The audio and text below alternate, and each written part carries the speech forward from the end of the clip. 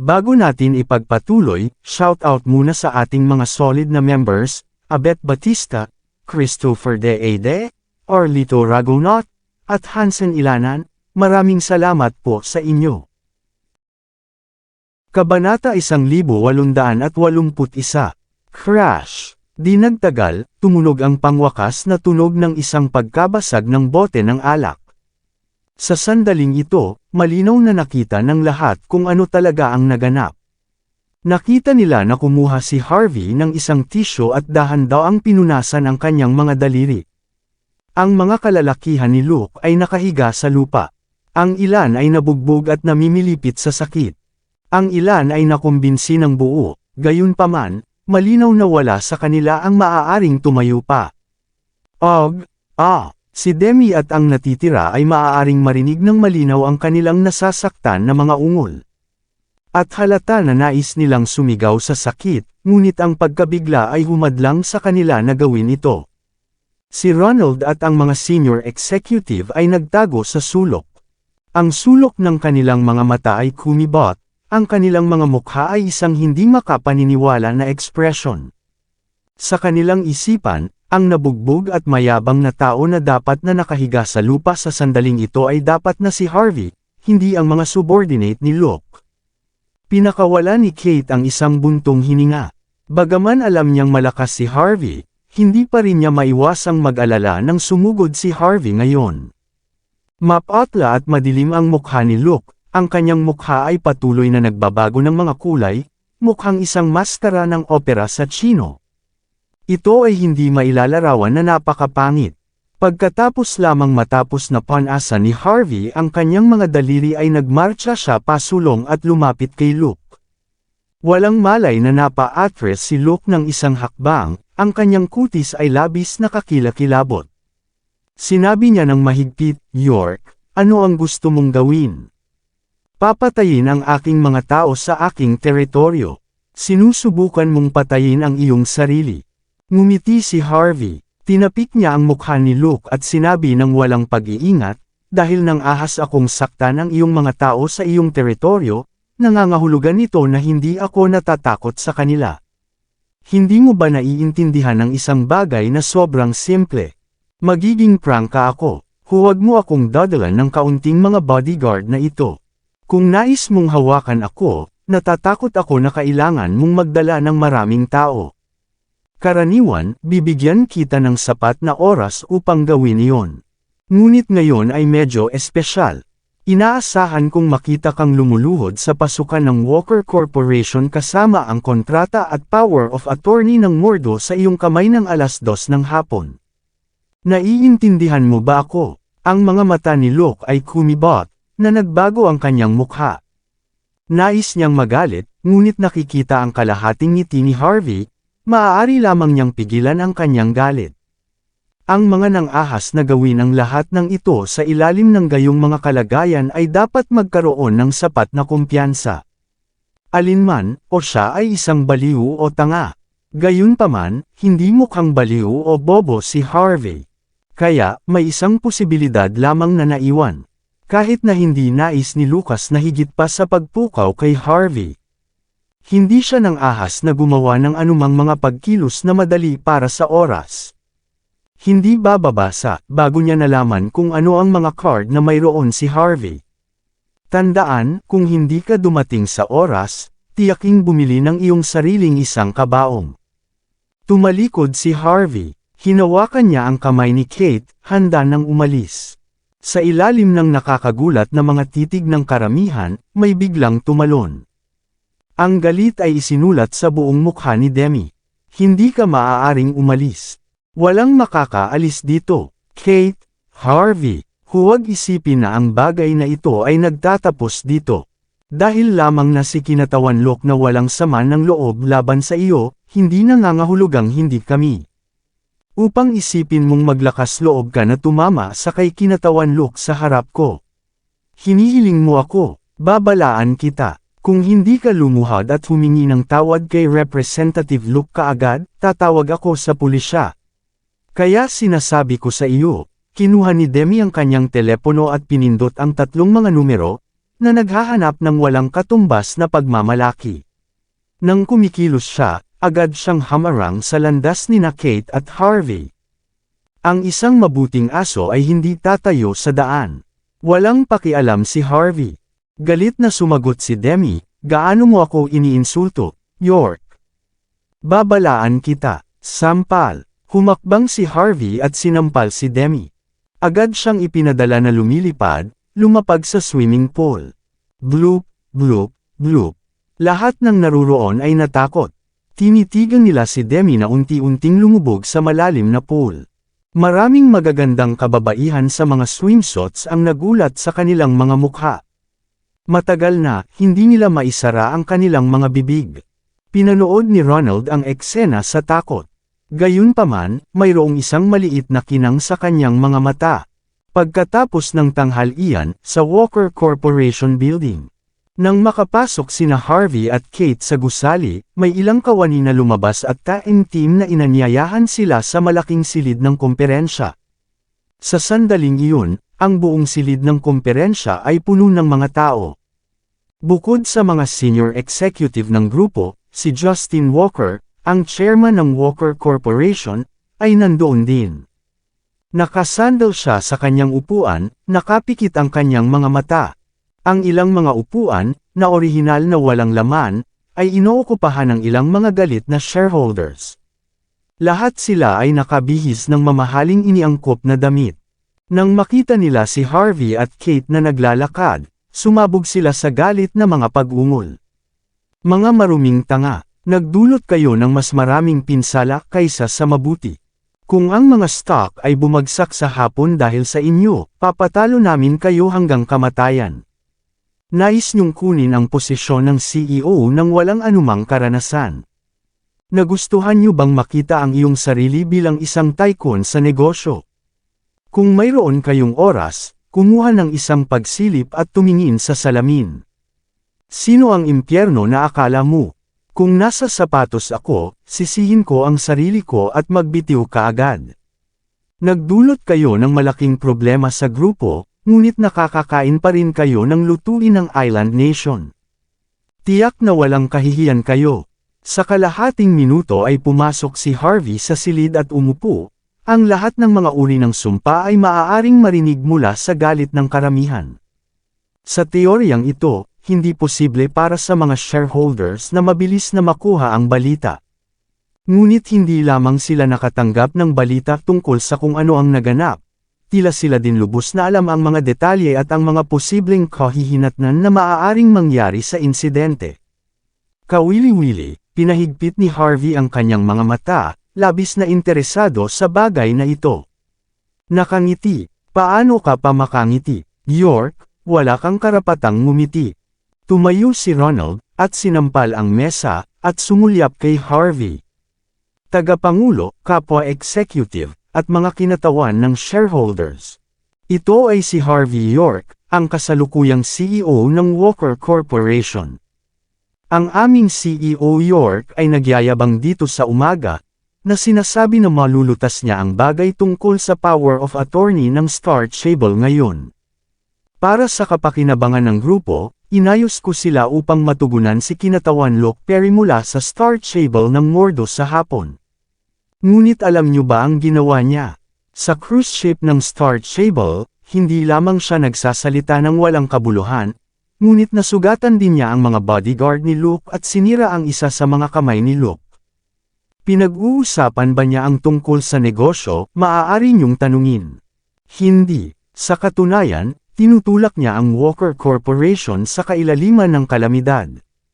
Ngayon hindi lamang tayo ay walang tinatawag na kooperasyon sa Star Stable, ngunit narinig ko rin na ang power of attorney ng Star Stable sa Mordo ay mahuhulog sa mga kamay ng ating katunggali, ang Porter Corporation. Kung hindi ako mali, makakatanggap tayo ng isang legal na liham mula sa Star Stable sa lalong madaling panahon. Kung hindi tayo maingat, tayo, ang Walker Corporation, ay magdurusa ng malaking pagkawala dahil sa pangyayaring ito. Ito ay isang lubhang sakuna. Kahit nagaganti ako laban sa ngayon, kahit na may nais na masira ang isa sa aking mga kamay, dapat akong magsalita. Ginamit ni Kate ang maling tao. Si Harvey ay mayabang at dominante. Ipinapanukala ko na ang dalawang masamang mansanas na ito ay itaboy kaagad sa Walker Corporation, na maaaring mabawi ang dating kapayapaan. Maraming salamat sa lahat ng sumusubaybay. Please subscribe and follow my YouTube and Facebook channel, Filipino Novel. Maraming salamat po. Sumasang-ayon ako. Sumasang-ayon ako. Nang matapos na magsalita si Ronald, maraming executive ang agad na tumayo. Di nagtagal, isa-isa, ang mga kinatawan ng mga shareholders ay tumayo din upang magsalita. Sa kanilang opinyon, dapat ipaliwanag nina Kate at Harvey ang kanilang sarili. Ang unang bagay na dapat gawin nina Harvey at Kate ay ang pagsisi at pagbitiw. Lahat sila ay nag-aalala tungkol sa kanilang mga kita. Hindi mahalaga kung paano ang mga bagay na nabuksan ngayon, ito man ay tama o mali. Ang mga aksyon nina Harvey at Kate ay lubos na nakakaapekto sa kanilang mga natamo. Hindi ito maaaring pagdudahan, tulad ng para kay Harvey, ang salarin na maaaring mawala sa kanila ang kanilang pera. Sapat na, ang gayong tao ay dapat na itaboy. Ngayon, lahat. Kumalma kayo. Si Justin, na nakapikit ang kanyang mga mata upang magpahinga sa lahat ng ito habang, tumayo mula sa kanyang upuan at gumawa ng isang kilos. Ang deputy branch leader ng sangay ng Lungmen at chairman ng Walker Corporation ay nagtataglay pa rin ng isang maliit na halaga ng karisma at kapangyarihan. Nang kumilos siya, tumahimik ang buong silid. Walang pakialam si Justin. Dapat maging malinaw ang lahat tungkol sa paraan ng paggawa ko ng mga bagay. Hindi ako nagkakamali ng isang mabuting tao, at hindi ko papayagan ang isang masamang tao. Narito ako upang matiyak sa inyo na kung ang bagay na ito ay nilinaw at ang dalawang bagong itinalagang CEO ay tumatanggap ng nag-iisang responsibilidad para sa lahat, tiyak na bibigyan ko kayo lahat ng kasiyasang paliwanag. Nakaramdam si Ronald ng kasiyahan matapos marinig ang mga sinabi ni Justin. Lahat ay nangyayari ayon sa kanilang plano. Pagkatapos, tiningnan ni Justin si Kate. Matigas ang mukha niya at sinabi niya, "Kate, anak kita. Upang maiwasan na may ligaw ng mga tagalabas, dapat akong magtanong sa iyo ng maraming mga katanungan. Sabihin mo sa akin." Sinabi ni Ginoong John na nagpunta ka upang makipag-usap tungkol sa kontrata ng power of attorney kasama si Harvey. Ngunit hindi mo pinamamahalaang makuha ang kontrata, at sinira mo rin ang kamay ni Representative Luke. Totoo ba ito o hindi? Nasimangot si Kate. Totoo ito, ngunit. Slam! Bago pa man matapos ni Kate ang kanyang mga salita, hinampos na ni Justin ang mesa. Siya ay nakabarikada ng malamig, hindi ko kailangang makinig sa iyong paliwanag. Kailangan ko lang malaman kung totoo ito. Dahil totoo ito, kailangan mong bayaran ang presyo. Itinapon ni Justin ang resignation letter na inihanda niya ng matagal na sa harap ni Kate matapos ang kanyang mga salita. Pinanood ni Ronald at ng mga executive ang eksena na may isang nagagalak na ekspresyon. Ang pagkakaroon ng pagbibitiw sa sandaling siya ay umakyat, si Kate ay maaaring maging CEO na nasa posisyon para sa pinakamaikling oras. Medyo nagbago ang mukha ni Kate. Hindi niya inisip na ang kanyang ama ay magiging walang awa. Nang malapit na siyang sumagot, tumayo si Harvey at umiling-iling sa kanya. Pagkatapos ay kinuha niya ang resignation letter sa mesa. Matapos basahin ito ng ilang sandali, sinabi niya na may kalahating ngiti, Deputy Branch Leader Walker, inihanda mo ba ang sulat na ito sa pagbibitiw kahapon? Napakagaling mo. Upang isipin na maaari mong mahulaan na si Kate ay magkakamali ngayon, sisihin at magbitiw. Nasimangot si Justin matapos makita si Harvey na nakatayo. Sinabi niya, Young Master York, itigil ang paggawa ng isang pag-aalsa dito. Natupad ko na ang pangako sa pagitan mo at sa akin. Ngunit ang kawalan ng kakayahan ni Kate ay nagdulot ng malaking problema. Dapat siyang sisihin at magbitiw. Hindi ito ang aking responsibilidad. Ngunit pinunit ni Harvey ang sulat ng pagbibitiw sa harap ng mga mata ni Justin. Lumingon siya at tinitigan ng diretso si Justin, na sinasabi, hindi mo rin siya binigyan ng pagkakataon na magpaliwanag, ngunit mabilis mong inaangkin na wala siyang kakayahan at isang manggugulo. Totoo, ikaw ay isang patas at mahigpit na ama. Agad na naging pangit ang mukha ni Justin. Hindi binigyan siya ni Harvey ng pagkakataon na magpatuloy sa pagsasalita. Nagpunta siya ng malamig, wala kang pakialam kay Luke na nang insulto sa iyong anak na babae. Nais mo bang makita ang iyong anak na babae na masira ng isang Islander? Kailangan ba niyang gamitin ang ganitong paraan upang matulungan ang Walker Corporation kapalit ng isang hindi nauugnay na kontrata? Pagkatapos lamang ay madarama mo na siya ay may kakayahan. Pagkatapos muli ay, hindi niya sinaktan ang sinuman. Ginawa ko ito. Kung nais mong manggulo, hindi ka ba dapat sumunod sa akin? Pinagtanggol ko lang ang nakakasakit sa kay CEO Walker. Deputy Branch Leader Walker, hindi ka ba masyadong nakatingin sa akin? Ang half-smile ni Harvey sa kanyang mukha ay naging dahilan upang magbago muli ang ekspresyon ni Justin. Ilang beses nang nakausap niya si Harvey, madalas siyang may kawalan at kahit na nagdulot ng malaking pagkatalo. Ang mukha ni Justin ay sobrang pangit matapos sabihin ni Harvey ang mga nakasisindak na mga puna sa kanya. Si Ronald, na nasa tabi, ay nagsalita ng malamig at sumabat. CEO York, mali ang sinabi mo. Si Kinatawan Luke ay bata at gwapo. Kinuha niya sa isang magarbong pagsalubong si CEO Walker sa sandaling nakita niya ito. Iyon ang dahilan kung bakit siya nakipag-usap ng walang kabuluhan sa kanya. Wala siyang ginawa. Ilang biro lang iyon. Ang ganitong mga biro ay pangkaraniwan sa komunikasyon sa negosyo. Ngunit sinalakay mo si Kinatawan Luke dahil lamang sa ilang mga biro. CEO York, ikaw ba ay isang barbarian mula sa ilang bundok? Wala ka bang magagawa kundi lumaban? Hindi ka ba tumigil sa pag-iisip tungkol sa mga kahihinatnan kapag kumilos ka? Hindi mo ba naisip na ang power of attorney, ay nagkakahalaga ng bilyong-bilyon, ay mawawala dahil sa iyong walang ingat na pag-uugali? Pinahigpit ni Harvey ang kanyang mga mata at tiningnan si Ronald, na may matuwid na ekspresyon. Malamig siyang sumagot, sinasabi mo ba na okay lang para sa kay CEO Walker na mapahiya, at dapat lang niyang hayaan ang sinuman na gumawa ng anuman sa kanya para sa power of attorney? Bumaril pabalik ng tama si Ronald, ginagawa ito ng lahat. Sinasabi ko sa iyo, kung sinabihan ako ni Representative Locke na lumuhod at gumapang sa ilalim ng kanyang mga binti ngayon para sa kanya na pirmahan ang kontrata. Tiyak na gagawin ko ito kaagad ng walang pag-aalangan. Ano ang mali doon? Tingnan mo si Demi.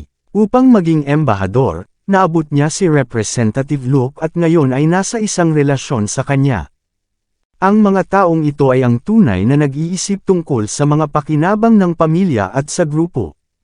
At ikaw, nasugatan mo ang mga bodyguard ni Representative Locke at kahit na sinira ang isa sa kanyang mga braso dahil lamang sa ilang mga biro.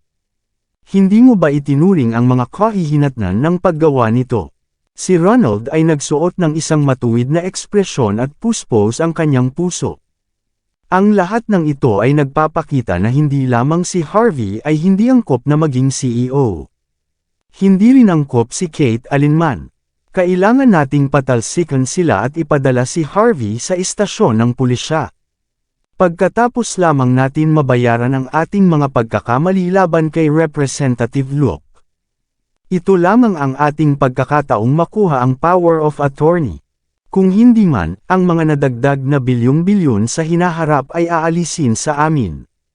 Si Ronald ay sumabog na parang ang kanyang puso ay lumuha habang sinabi niya ang mga salitang iyon. Kahit na si Harvey ay nais na palakpakan siya para sa maliit na drama na ito. Sa katunayan, ang kanyang pagkilos ay napakahusay. Ang mga executive at ang mga kinatawan ng mga shareholders na naruroon lahat ay may mga nakakaintriga na ekspresyon pagkatapos makinig sa mga sinabi ni Ronald. Lahat ay gumawa ng negosyo. Naunawaan nila na sa mga oras na ito, inaasahan na mawawala ang pagtatapos at magkamali pagdating sa pagkuha ng ilang mga benepisyo. Ang mga kalalakihan ay mapipilitang uminom, habang ang mga kababaihan ay maaaring mamolestya. Ito ang pamantayan. Kung hindi man lang madala ni Kate ang ganitong uri ng hinaing, paano siya makakapagnegosyo? Kabanata 1885. Sinabi rin ni Ronald na hanggat pinalayas sina Kate at Harvey, magkakaroon pa rin ng pagkakataon na makuha ang kontrata sa sandaling ito. Kahit na alam ng lahat dahil naabot na ng mga bagay sa puntong ito, ang pagkuha ng kontrata ay malapit ng imposible. Gayunpaman, mayroon pa ring isang maliit na piraso ng pag-asa. Marami sa mga executive na sa una ay walang gaanong puot kay Kate at Harvey ngayon ay tumingin sa dalawa na may mga galit na tingin. Pagkatapos ng lahat, ang lahat ay nais ng pera. Natuwa si Justin sa ganitong mga kaganapan. Pinahigpit niya ang kanyang mga mata at sininyasan si Ronald na umupo. Nilinis ang kanyang lalamunan, aniya, dahil iyon ang kaso, malinaw na ang lahat ngayon. Kate, magiging tapat ako. Dahil ito ang iyong unang araw pagkatapos na ma-promote bilang isang CEO, bilang iyong ama, dapat akong tumayo sa tabi mo. Ngunit ikaw ay masyadong hindi pa napapanahon at masyadong nakakabigo. Talagang kasangkot ka sa iyong personal na damdamin sa isang mahalagang negosyo. Hindi mo rin magagawa ang mga pangunahing bagay at gumawa ng maliit na sakripisyo para sa kumpanya. Ngayon, sigurado na ako. Ang iyong mga kakayahan ay hindi sapat para sa posisyon ng CEO. Tiyak na pinabayaan mo ako. Inaasahan kong hindi ito mahirap sa iyo para sa lupon ng mga direktor at ng mga kinatawan ng shareholders. Nasimangot si Kate. Hindi niya inisip na si Justin ay gagawa lamang ng mga kasinungalingan upang pilitin siyang magbitiw. Kailangan ba niyang ilaan ang sarili sa isang islander para sa kanilang tinatawag na negosyo? Ang kanyang mga labi ay humubog sa isang nakangiting-ngiti. Orihinal na, nang kumuha siya ng posisyon ng CEO, kumuha siya ng isang maliit na pag-asa. Gusto niya para kay Justin ang pagkilala sa kanyang mga pagsisikap. Pagkatapos lamang siya ay maaaring tumayo ng buong kapurihan bilang isang miyembro ng Walkers, sa halip na magkaroon ng isang kumpletong pagbagsak mula sa pamilya. Ngunit pagkatapos ng lahat ng nangyari ngayon, naintindihan niya ang lahat. Siya ay isang pawn lamang sa mga mata ng kanyang ama. Ang kanyang ama ay hindi kailanman at walang pakialam sa kapalaran ng isang paa. Maaari niyang gawin siyang samahan ng islander para lamang sa power of attorney. Maaari niyang ipakasal siya laban sa kanyang mga nais para lamang sa pagkuha ng posisyon ng pinuno ng sangay ng longmen sa Mordo. Kung may pangangailangan para sa hinaharap, natitiyak niyang mas higit pa siya sa handang isakripisyo ang kanyang buhay para sa sapat na benepisyo. Natigilan si Kate. Hindi niya alam kung dapat niyang gawing tanga ang sarili sa pag-asang kumita ng pag-aproba ng kanyang ama, o tumingin sa kanya bilang isang tao. Humakbang si Harvey at marahang inalog ang mga kamay ni Kate upang aliwin siya. Pagkatapos ay gumawa siya ng isang hakbang pasulong at sinabi ng malamig, na bigo. Ginagawang mahirap para sa iyo. Hilingin ko sa iyo mula sa itaas na bilog. Hanggat maaari kang kumita ng pera, hindi mahalaga kahit na lumuhad ka. Ang iyong tinatawag na paggawa ng negosyo ay katumbas ng ganap na pag-abandona ng iyong dignidad at pagpapalem sa ibang mga partido na gawin ang anumang nais nila sa iyo. Si Ronald ay nanligaw, York, maaari mo bang ihinto ang pagiging clown? Sa palagay mo ba ay madaling kumita ng pera sa mga araw na ito? Hanggat maaari tayong kumita ng pera, kaya paano kung lumuhad tayo? Kaya paano kung gagawin nila tayong gumapang sa ilalim ng kanilang pondiya? Sinasabi ko sa iyo, nangyayari na ito. Hindi lang ako pinapayagan ni Kinatawan Lok. Kung ginawa niya at tinanong akong samahan siya sa gabi, masayang gagawin ko ito. Ang karamihan ng tao ay sumabog sa pagtawa, tumanggaw si Justin at sinabi, si Ronald ay sobrang nakakaintindi. Alam niya kung kailan sumulong at kung kailan umatras. Hinahangaan ko ang ganitong uri ng pagkatao. Itinuturing lamang niya ang pinakamahusay para sa pangkat. Young Master York, dapat kang matuto mula sa kanya. Maaari mong buksan ang mga bagay sa paligid kung lumuhad ka sa harap ni Representative Locke ngayon. Pinag-aralan ni Harvey ang taimtim na pagpapahayag ni Justine at malamig na sumagot. Napakahalaga ng paggawa ng pera, naiintindihan ko. Ngunit kung nais mo akong lumuhad para lamang sa pera, maaari lang akong humingi ng tawad. Dahil ang paggawa nito ay ganap na hindi kinakailangan. Kahit na sinira ko ang kamay ni Luke, dapat pa rin niyang ipadala sa akin ang kontrata ng power of attorney ng masunurin. Maaari akong tumayo ng buong kapurihan at kumita pa rin ng pera. Bakit ako luluhod? Sa palagay mo ba ay parang tanga ako kumpara sa iyo?